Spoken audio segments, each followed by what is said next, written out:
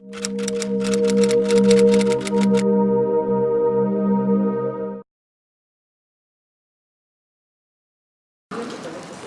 have a new world with an old administration. We have a new life with previous prejudices. And the greatest, the most difficult thing to change is ourselves, you know. Einstein said once that it's more easier to explode a nuclear bomb than to change the prejudice of a person. Bueno, Felipe, yo quiero saber, porque estoy casi seguro de que tienes una visión contrastante sobre el siglo XX y el XXI. ¿Cuáles son las convergencias y contrastes de lo que acabamos de escuchar?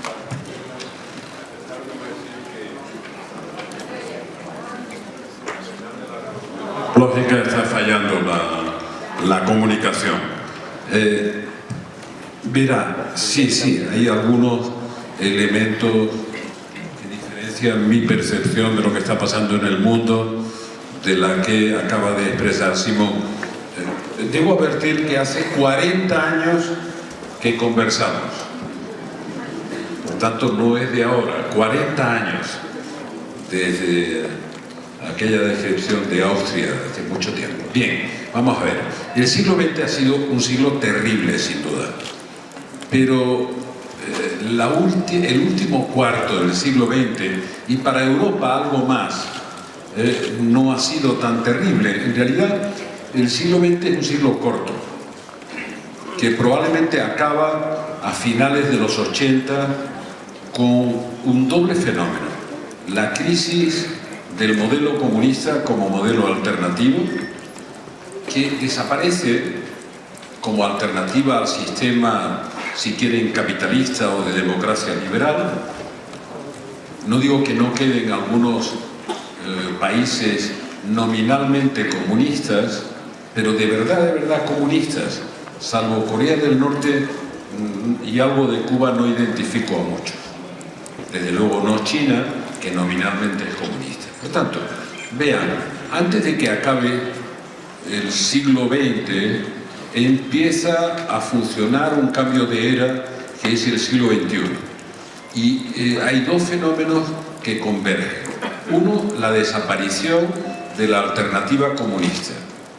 Y otro, el impacto de una revolución científico-tecnológica en cuya base, que decía Simón, está la revolución de la comunicación entre los seres humanos. La desaparición de la barrera del tiempo y del espacio para comunicarse entre los seres humanos. Que habéis sido la barrera desde que se pone en marcha el Homo sapiens para tratar de relacionarse con el otro, a través de distintas aventuras, algunas veces bélicas, otras comerciales, otras de pura curiosidad científica o incluso turística. Pues bien, esos dos cambios han significado, es una perspectiva distinta de la que decía Simón, los dos cambios han significado un triunfo efímero del occidente desarrollado o del norte occidente desarrollado. Los dos elementos suponen el triunfo de ese occidente súper desarrollado que induce la revolución tecnológica. En ese occidente, independientemente de la situación geográfica, está el inmenso impulso tecnológico de un pequeño país que se llama Israel. Pero ese triunfo del occidente desarrollado sobre el comunismo y de la revolución tecnológica produce una paradoja 25 o 30 años después, y es que el desplazamiento de poder económico, incluso la evolución tecnológica, del occidente desarrollado a oriente en desarrollo, del norte al sur.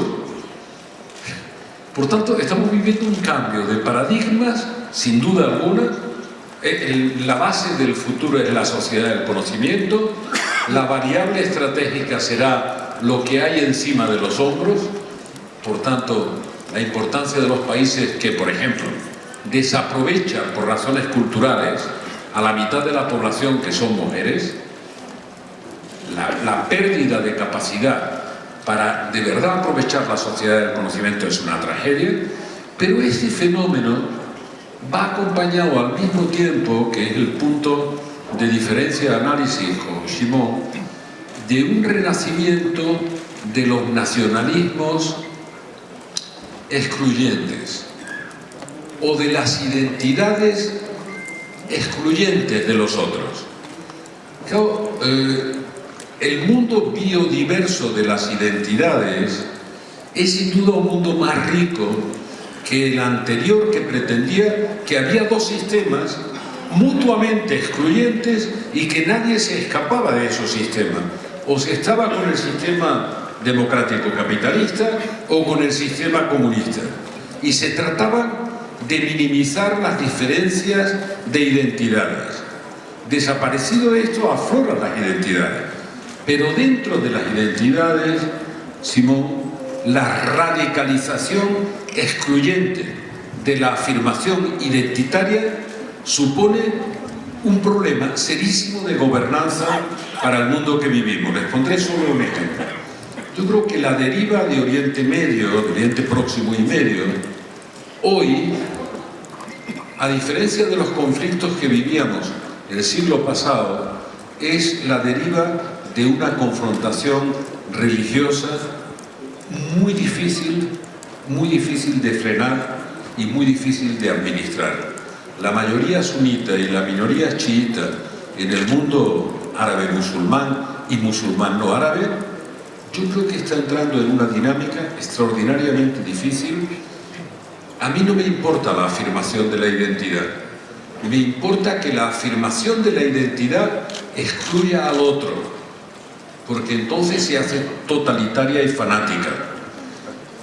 La democracia del siglo XXI no solo tiene que administrar, aunque esté en crisis, la pluralidad de las ideas típicas de la democracia, también tiene que ser capaz de gobernar la diversidad de sentimientos de pertenencia que constituyen las identidades. Y eso exige un esfuerzo de tolerancia, de comprensión del otro, que todavía no lo veo en el horizonte, más bien está produciéndose lo contrario. Incluso en Europa se está produciendo una regresión. Europa, que era un modelo anticipatorio de la supranacionalidad para gestionar el mundo de la globalización, en este momento está llena de pulsiones nacionalistas excluyentes, de pulsiones nacionalistas insolidarias. Y esto yo creo que es uno de los elementos más peligrosos para la gobernanza de este mundo plano, de esta aldea global que ha provocado la liquidación del tiempo y del espacio en la comunicación entre los seres humanos, que es Internet y la red. Y el salto cuantitativo y cualitativo más espectacular que nunca en el desarrollo científico-tecnológico. Por tanto, vivimos con una gran expectativa de cambio, pero con una crisis enorme de falta de comprensión del cambio y, por tanto, de gobernanza del cambio. La palabra tolerancia, the word tolerance, y en particular en esa región del mundo que es un centro neurálgico en donde los radicalismos, fanatismos raciales y religiosos son tan acusados y tan peligrosos. La promesa de la ciencia y hablar de la tolerancia. Well, I agree with Felipe that those are dangerous, but I think they are not permanent. Even tolerance is not needed. I want to explain. Let's take democracy. We have to change the whole concept of democracy. Democracy until now was basically the right to be equal. Nowadays, modern democracy, in my judgment, is the equal right to be different. If you legitimize the differences, you don't need tolerance. You know, the world has had prejudices, racism, nationalism. Then you need tolerance. But if you agree that every person can be his own self, it's not his sin, we don't tolerate it. That's one change in democracy. The second change is about the concept of free expression, or what we call communication. I think today, real democracy is not free expression, but self-expression. What is free expression? Can a young boy, girl take a microphone and make speeches? But if you have self-expression, you can contact yourself with people or issues that you like. It's a different communication, totally. And that's another change. A third change is the lack of tolerance. It is also an extension of the time of wars. You know, what is the difference between the war, and I'm now referring to what you asked about science, and a world that has competition but doesn't have wars. Wars became an excessive luggage for a simple reason. Because you cannot conquer science by armies or by war. On the other hand, you couldn't keep your land without armies. So the whole philosophy was around the land, fighting for land. The population grew faster than the land. There was a permanent deficit. People were hungry. And nobody knew how to handle, how to balance it. But armies cannot conquer wisdom. They cannot conquer knowledge. It's nonsense. Now, what is the reason? If you have a war, you have to win. If you have a competition, you have to succeed. What is the difference? If you want to win, you have to kill. It's a business of killing. The winner is the one that killed more. If you are in business, you have to compete. Compete is not to kill, on the contrary.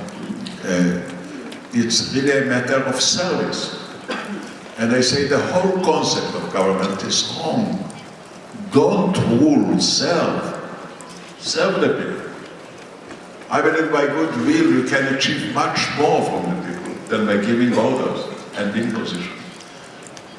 You know, I know it from my own experience. I was 60 years in the government in different positions.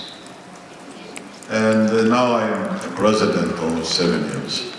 What is the difference? When I was in the government, I'm asking myself, on what did I spend most of my time? You know, on what? Handling frictions. All the time people were fighting, competing, managers, institutions, and Philippe knows it better than me. He was three terms Prime Minister. And you were busy all the time to satisfy the unsatisfied organizations. I'm a president. I don't have an administration. I don't have frictions. So I can do a lot of things better. When I was Prime Minister, people would never tell me yes. They were very reluctant to say yes. When I'm a president, they say yes, why not? I don't order them, I ask them. And if you ask, you'll discover something that you almost forgot. And that is the readiness of people to volunteer. It's unbelievable. If you transfer power to volunteering, you make the people participating. You give them a free choice.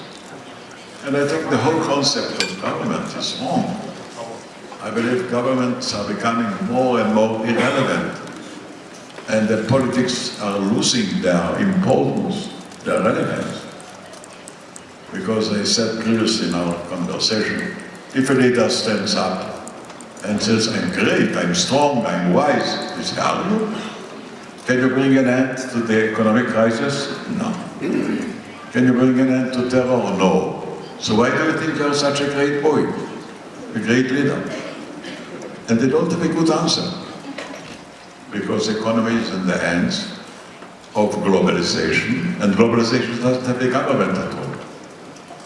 And terror is uncontrolled. Small groups of different people hiding away, and they don't respect law or order or borders.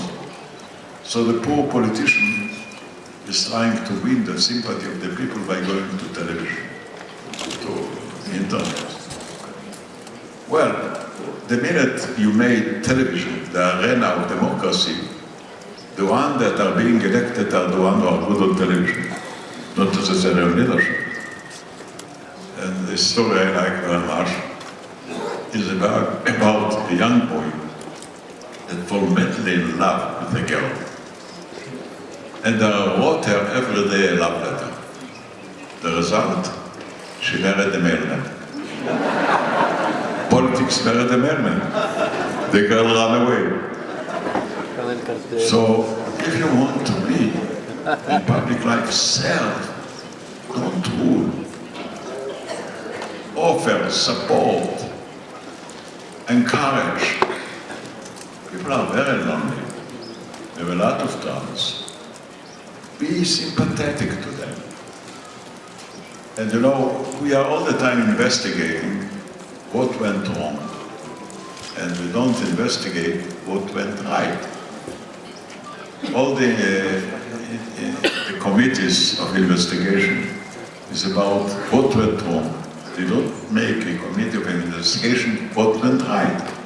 Why learn from the wrongs and learn from the right? So I think we have to change the whole concept. Tolerance is not needed because all of us are really equally having the right to be different. And you know, I'm looking at the United States of America. I don't think that Obama has changed the United States. I think the United States, he changed the United States, elected Obama. Something that 30 years ago would be totally impossible. And America is no more the waspish country. The whites are not necessarily a majority, and the doors are open. So things are happening without asking us, and we are fortified by old ideologies, old prejudices, and it's very hard to convince Philippe, you know, one of our best friends, yours and mine, was Willy Brandt. He was a wonderful person. We worked together at the Socialist International. One day, Willy called me up and said, Shimon, I want to tell you a secret. I asked, what is the secret? He says, but don't tell it to anybody. He says, the secret is that even a socialist has the right to be happy. the right to be happy. It's not easy. Nothing wrong with it. And I believe that by giving hope and encouragement, and the less development in sciences, what they call augmentation. Augmentation means to enable every person to have more qualities, more talent, more opportunities. We don't need all the instruments. For example, now with science, when we didn't see well, we have glasses. There is no need for glasses, because today you can improve the eye. And when you have troubles with the leg, you need a stick. There is no need for it. You can improve the legs. And you can improve your thinking. You know, we thought that you have to exercise in order to keep your body. You have to exercise in order to keep your brain as well. You do it very good. Pardon? You do it wonderful. Yes, and I say it's not a matter of age, it's all a matter of concept. We have discriminated ourselves because we are limited by the land. Science doesn't have limits, doesn't have borders. It's not dependent upon precedents. And I don't want to go too far, but the world is very crowded now. With science, we should arrive to different world as well. Yo voy a ejercer la extrañísima posibilidad del poder frente a estos dos estadistas para darle ahora la palabra a Felipe González sobre estos contrastes. Yo creo que lo que encuentra uno en la prensa diaria, lo que preocupa a los países son los problemas que no están resueltos y que hacen que parezca más lejana y utópica, voy a usar la palabra, esta visión que nos está dibujando ahora. De los errores de los malos. Yo estoy de acuerdo, yo creo que ese fue el gran cambio que se produjo. Y ahora parece que tuvo la culpa de todo, absolutamente de todo. Por tanto, tiene un riesgo de fracaso. Pero verás, hay un tema que quiero precisar. Estoy de acuerdo en que lo ideal no es vivir en un mundo de tolerancia, sino de comprensión y respeto de la otredad. Pero mientras no se llegue a comprender al otro, querido Simón, mientras no se llegue a comprender al otro, que es la aceptación de la riqueza biodiversa del ser humano con distintos sentimientos de pertenencia, prefiero que haya un cierto nivel de tolerancia que todavía no veo. Y que todo el mundo apele a que Dios está con él. Si Dios fuera único, cosa que no sé, lo estaríamos desconcertando profundamente. Porque no puede estar al mismo tiempo con todos los que se están matando entre sí. No puede ser. O será con uno o será con otro. Por tanto, veamos, aparte de la broma, yo creo que hay inmensas oportunidades en la humanidad, de la sociedad de mercado, que considera al individuo como un objeto de mercado, va a resolver nuestros problemas. Por tanto, más que nunca hace falta política y gobernanza. Y tiene razón, las decisiones importantes no se van a tomar en el Estado-Nación. Y los políticos que digan eso no están diciendo la verdad. Por tanto, estamos ante una crisis de gobierno global. Y cuando teníamos un gobierno supranacional en marcha, como pasa en Europa, todo el mundo está cuestionando ese gobierno. Imagínense la torpeza. El ámbito de realización de la democracia de la que hablas sigue siendo el Estado-Nación, pero el ámbito de realización de las grandes decisiones económicas está mucho más allá del Estado-Nación. Pero ese desfase no hace que no se necesite la política. Al contrario, más que nunca se necesita la política. Pero la política que gestione la nueva realidad mundial, no la vieja realidad de los Estados-Nación.